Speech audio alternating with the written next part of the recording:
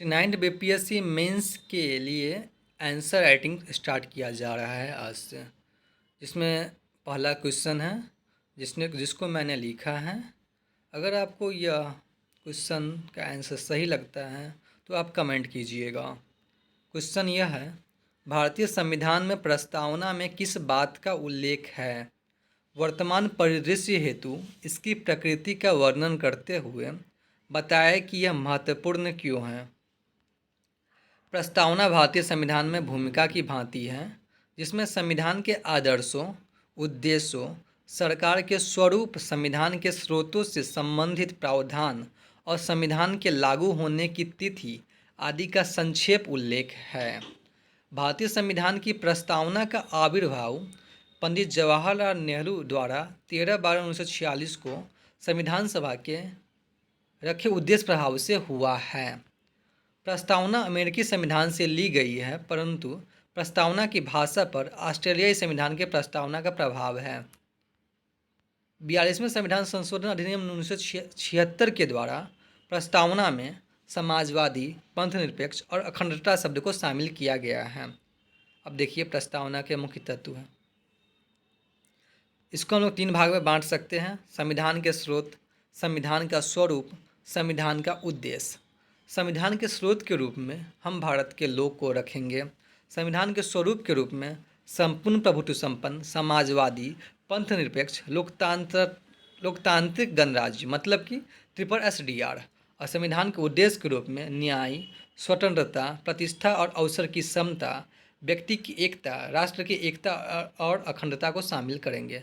अब इसको हम लोग डिस्क्राइब कर देंगे। जैसे कि प्रस्तावना में उल्लेखित शब्द हम भारत के लोग, अर्थात भारत के लोगों द्वारा ही इस संविधान को बनाया गया, स्वीकार किया गया तथा लागू किया गया, स्वयं को अर्पित अर्थात अपने ऊपर लागू किया गया। भारतीय संविधान भारतीय जनता को समर्पित है। संपूर्ण प्रभुत्व संपन्न, इसका अर्थ है भारत अपने आंतरिक एवं वैदेशिक मामलों में बिना किसी बाह्य दबाव एवं प्रतिबद्धता के स्वतंत्र रूप से निर्णय लेने में सक्षम होगा। समाजवादी, समाजवाद एक विचारधारा है जिसमें समानता के लगभग प्रत्येक आयाम परिलक्षित होते हैं। भारतीय समाजवाद लोकतांत्रिक समाजवाद के सन्निकट है। लोकतांत्रिक समाजवाद नेहरू जी के विचारधारा से संबंधित है। इसमें मिश्रित अर्थव्यवस्था के लक्षण मौजूद हैं। भारतीय समाजवाद के निम्न तत्व हैं: सार्वजनिक क्षेत्र व निजी क्षेत्र का सह अस्तित्व, आय और जीवन स्तर की असमानता को कम करना, संपत्ति के केंद्रीकरण की प्रवृत्ति को रोकना। अब पंथनिरपेक्ष, यह शब्द मूल प्रस्तावना में नहीं था। इसे 42वें संविधान संशोधन के माध्यम से 1976 में शामिल किया गया।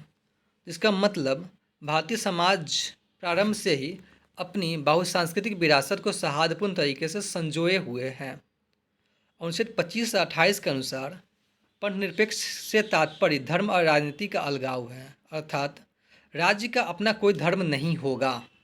लोकतंत्रात्मक, लोकतांत्रिक व्यवस्था से अभिप्राय है शासन संचालन की शक्ति संप्रभुता जनता में निहित है।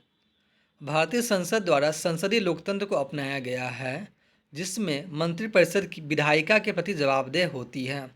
गणराज्य, इसका मतलब कि राज्य के प्रमुख का चुनाव से है ना। एक गणराज्य का मतलब राज्य का प्रमुख लोगों को निर्वाचित व्यक्ति होता है तथा मंत्रिपरिषद की सहायता से देश के शासन को संचालित करता है। न्याय, न्याय के अंतर्गत सामाजिक, आर्थिक और राजनीतिक न्याय शामिल है।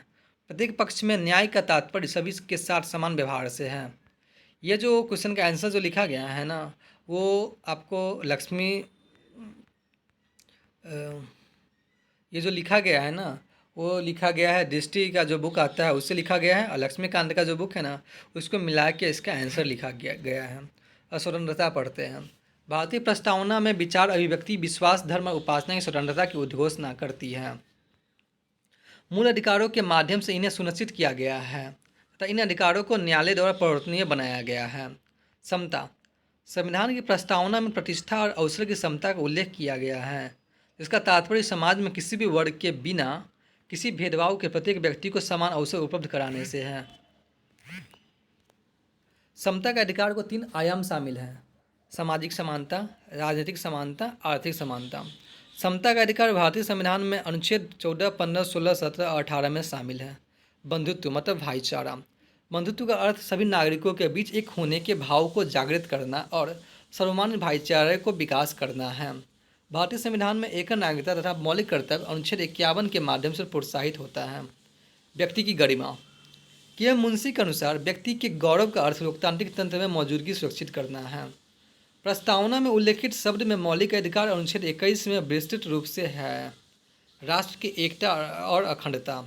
बहुलवादी सांस्कृतिक विरासत के साथ भारत की एकता और अखंडता को बनाए रखना एक बड़ी चुनौती थी। मौलिक कर्तव्य के तहत इसे प्रत्येक नागरिकों का कर्तव्य माना गया। 42वें संविधान संशोधन अधिनियम के तहत इसे जोड़ा गया।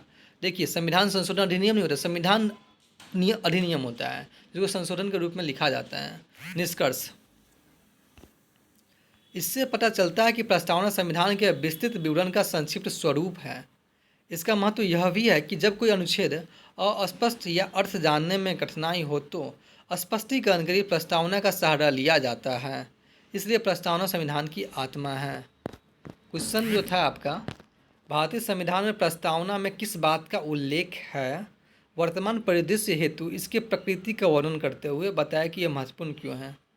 तो हमने इसका आंसर लिखा है। आपको लगता है कितना मार्क्स मिलना चाहिए तो आप दीजिए। 38 मार्क्स का ये क्वेश्चन था, एग्ज़ाम में भी रहेगा। आपको लगता है कि 10 मिलना चाहिए, 15 मिलना चाहिए या कितना मिलना चाहिए वो आप कमेंट बॉक्स में लिखें। ओके, जय हिंद, जय भारत।